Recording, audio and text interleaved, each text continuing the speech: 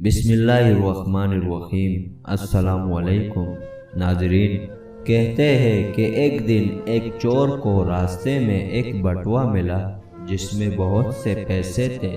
اس بٹوے پر کوئی دعا لکھی ہوئی تھی اور ایک خانے میں بٹوے کے مالک کا نام اور پتہ بھی رکھا ہوا تھا۔ چور نے وہ بٹوا ثابت اس کے مالک کے حوالے کر دیا۔ اس شخص نے چور سے پوچھا کہ تم آرام سے یہ پیسے رکھ سکتے تھے، واپس کیسے کر دیے؟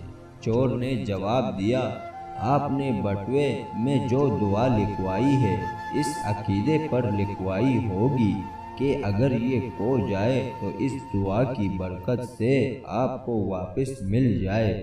میں چور ضرور ہوں لیکن صرف مال و دولت کا کسی کا عقیدہ چوری نہیں کر سکتا۔